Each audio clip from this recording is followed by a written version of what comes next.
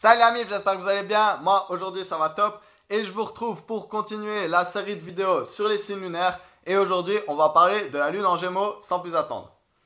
Alors, si vous savez pas dans quel signe se trouve votre lune en fait, je vais vous mettre dans la description une petite vidéo d'introduction au thème astral de manière générale. Et je vais vous mettre une autre vidéo dans la description sur la lune en astrologie en fait de manière un peu moins générale, mais du coup plus générale par rapport à cette série de vidéos. Comme ça m'évitera de répéter ces choses. Donc je vous invite à aller regarder ça dans la description. Et pour commencer de parler de la lune en Gémeaux, en fait, je vais faire comme avec toutes les vidéos sur les signes lunaires. Je vais vous prendre 2 personnes par signe solaire, de chaque signe solaire, donc du bélier jusqu'au poisson. Et toutes ces personnes ont la lune en Gémeaux. Comme ça, vous pouvez voir un peu comment cette lune en Gémeaux, elle peut s'incorporer avec différents types d'énergie ou différents types de personnalités en fait. Allez alors, pour commencer, avec les béliers qui ont la lune en Gémeaux, on a Jackie Chan et Harry Houdini. Les taureaux, on a Sigmund Freud et John Cena. Les gémeaux, Christopher Lee et Heidi Klum. Les cancers, Karl Cox et Franz Kafka. Les lions, Barack Obama et Benito Mussolini.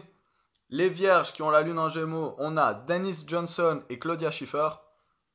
Pour les balances, on a Vladimir Poutine et Emily Deschanel. Les scorpions, on a le super talentueux Fyodor Dostoevsky et le rappeur Futur. Pour les sagittaires, on a Tina Turner et Edith Piaf. Les capricornes, les 2 que j'ai choisis, ils représentent vraiment bien cette énergie, je trouve.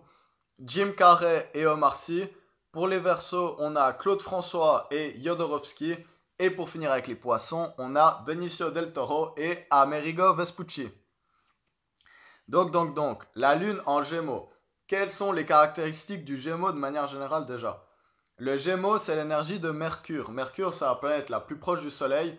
Dans la mythologie grecque, c'est justement Hermès, le dieu messager. Et c'est la planète qui va tourner autour du Soleil le plus vite. Donc c'est une planète très nerveuse en fait.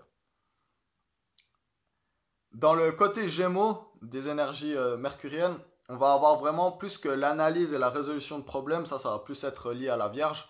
On va avoir le débat d'idées en fait. Prendre des idées, les emmagasiner, les trier, les mettre en relation les unes avec les autres et ensuite les communiquer aux autres. Ça va être l'énergie Gémeaux. C'est vraiment à ça que sert cette énergie dans la société. Et du coup, ça va donner des traits particuliers aux gens qui ont la lune en Gémeaux.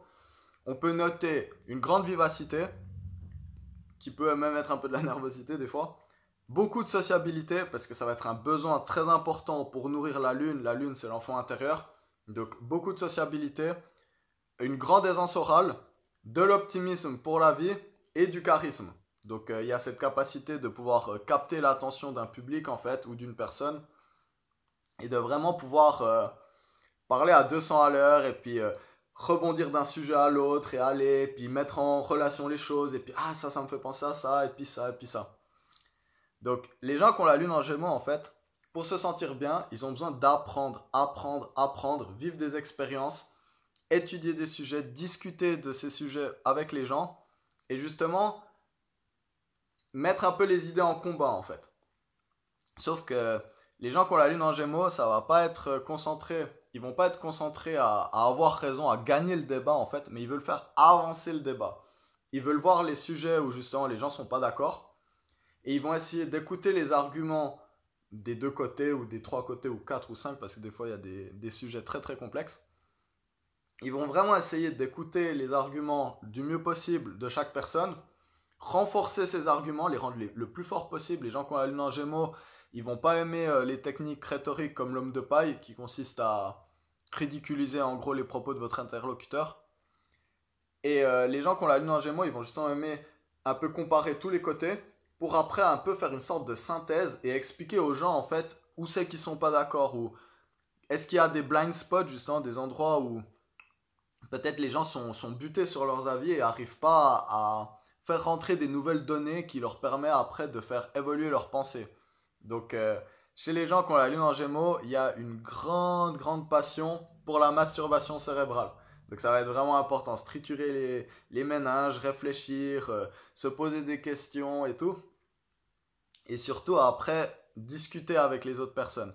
Quelqu'un qui a la lune en Gémeaux, elle vit assez mal la solitude de manière générale. Il faut regarder le reste du thème, hein. Mais ça va être quelqu'un qui va vivre assez mal la solitude.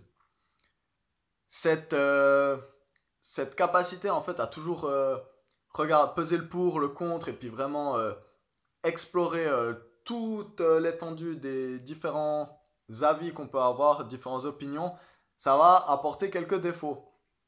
On peut noter par exemple de l'instabilité, ça va être des gens volatiles, nerveux, qui ont de la peine à finir ce qu'ils ont commencé, et ça va souvent être des gens qui se sentent incompris, parce que tout le monde n'est pas justement dans cet échange d'idées, dans cette volonté de vraiment faire avancer le débat, et puis discuter d'idées juste pour discuter d'idées. Il y a des gens, ils sont très pragmatiques, concrets, et puis ça va pas être intéressant pour eux en fait, et ils vont se dire, mais c'est des gens qui se prennent beaucoup trop la tête et qui agissent pas.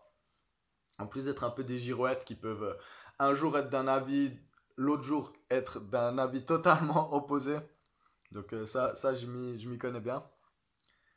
Le mot principal de la lune en Gémeaux, ça va être la curiosité. Ça va être vraiment ça. Ça va être, il y a un besoin constant de stimulation intellectuelle. La lune, ça représente l'eau, le cancer. Donc l'acceptation des émotions, le fait d'être rassuré, le fait de vraiment pouvoir sentir son monde intérieur. Et du coup, la lune en Gémeaux, ça va être une lune hyper cérébrale. Ça veut dire qu'en fait, les gens qui avons la lune en Gémeaux, on va avoir tendance à intellectualiser nos émotions plutôt que vraiment les ressentir pleinement, en fait, ressentir ce flux énergétique. On va essayer de comprendre qu'est-ce qui s'est passé et pourquoi on ressent ce qu'on ressent. Plutôt que le ressentir, on va essayer d'intellectualiser la chose. Donc, il y a une cérébralité qui va protéger ses émotions justement. Et du coup, un des autres défauts qu'il peut y avoir avec les gens qui ont la lune en Gémeaux, ça va être un peu une superficialité, surtout pour les personnes. Les gens qui ont la lune en Gémeaux, ils vont avoir beaucoup de potes, beaucoup d'amis vraiment, mais ça va être compliqué pour eux de vraiment se. Après, il faut voir les autres signes évidemment, mais de vraiment se dévoiler en tant que tel, comment on est, parce que des fois, les gens qui ont la lune en Gémeaux, eux-mêmes savent pas trop qu'est-ce qu'ils ressentent, quel est leur vrai, qu'est-ce qu'ils pensent vraiment, parce que c'est comme s'il y avait une fragmentation. Donc le Gémeaux, on le sait, c'est les jumeaux qui parlent entre eux. C'est comme s'il y avait une fragmentation interne et puis que justement qui on est vraiment, bah, c'est cette fragmentation. Et il faut pas chercher à avoir quelqu'un qui est au clair avec ses émotions, quelqu'un ce genre de choses, parce que les gens qui ont la lune en Gémeaux, souvent justement, ils savent pas trop en fait. Et ils ont même besoin souvent de communiquer sur leurs émotions avec les autres pour comprendre comment eux-mêmes se sentent en fait. C'est en échangeant qu'on va savoir, ça va être difficilement être vraiment juste dans l'introspection en fait. Alors, de manière amoureuse, parce que la lune, ça va beaucoup affecter notre vie amoureuse, qu'est-ce qu'on peut noter avec cette lune? Bah, déjà, ça va être quelqu'un qui va avoir besoin, comme la lune en bélier, de beaucoup de stimulation. Donc, les partenaires ennuyeux, ça va être un des trucs les pires possibles pour quelqu'un qui a la lune en Gémeaux. Elle a besoin de beaucoup de fun. Ils ont besoin de beaucoup de fun. Ça va être vraiment quelque chose de fun, mais aussi de stimulation cérébrale. Donc des gens intelligents qui peuvent parler, qui peuvent discuter, qui peuvent comprendre des autres points de vue que le leur, qui peuvent justement rechercher des informations, lire des livres, échanger, conseiller sur des choses en fait. Ça va être vraiment un grand besoin des gens qui ont la lune en Gémeaux. Et souvent, justement, ce besoin d'avoir plein de points de vue et puis de toujours être stimulé, ça va pouvoir amener beaucoup de ces gens au polyamour, en fait. Donc, en général, soit ça va être avec une personne, justement, qui va être aussi très dans tous les endroits, soit ça va passer par un besoin, en fait, d'accepter que il y a la volatilité, en fait, et puis qu'on peut trouver différentes choses chez différents partenaires.